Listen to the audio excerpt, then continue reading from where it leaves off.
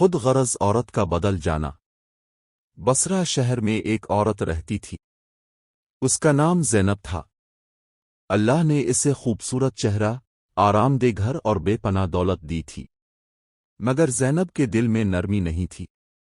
اگر کبھی کوئی غریب اس کے دروازے پر آتا تو وہ سخت لہجے میں کہتی، جاؤ، اپنے ہاتھ پاؤں سے کماؤ، میرا مال تمہارے لیے نہیں ہے۔ زینب کے گھر میں ایک بوڑھی نوکرانی بھی تھی۔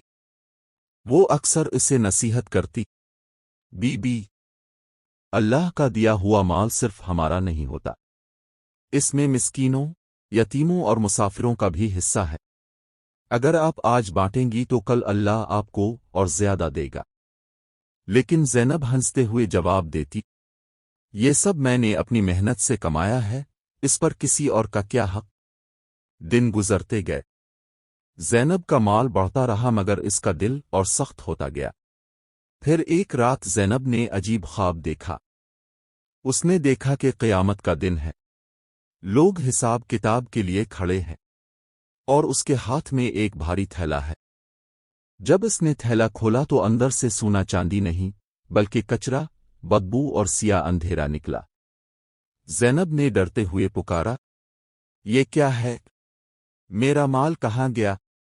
آواز آئی، یہی تمہارا مال ہے، جو کچھ تم نے اپنے لیے جمع کیا اور دوسروں کا حق روکا، آج وہ اندھیرا بن کر تمہارے سامنے ہے۔ زینب خوف سے کانپ اٹھی اور اس کی آنکھ کھل گئی۔ وہ پسینے میں ڈوبی ہوئی تھی، نیند الفاڑ گئی اور دل میں توبہ کا جذبہ جاگ۔ صبح ہوتے ہی وہ مسجد پہنچی اور امام صاحب کو اپنا خواب سنایا۔ روتے ہوئے کہا، میں نے بہت ظلم کیا ہے، غریبوں کو دھتکارا، یتیموں کا حق روکا۔ کیا میرے لیے توبہ کا کوئی دروازہ ہے؟ امام صاحب نے نرمی سے جواب دیا، بیٹی، اللہ رحمان ہے، اگر تم سچے دل سے توبہ کرو اور اپنا راستہ بدل لو تو اللہ تمہیں معاف کر دے گا۔ یاد رکھو، یہ مال تمہاری محنت سے نہیں بلکہ اللہ کی امانت ہے، اس میں سے دوسروں کا حق ادا کرو۔ اس دن کے بعد زینب کی زندگی بدل گئی۔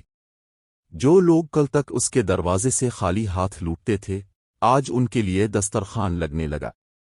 وہ خود اپنے ہاتھ سے غریبوں کو کھانا دیتی، یتیم بچوں کے لیے کپڑے خریدتی اور مسافروں کو راشن فراہم کرتی۔ شہر کے لوگ حیران رہ گئے۔ جو عورت سب سے زیادہ خود غرض تھی، وہ سب سے زیادہ رحم دل بن گئی۔ وقت گزرا تو لوگ اسے رحمت والی بی بی کہنے لگے۔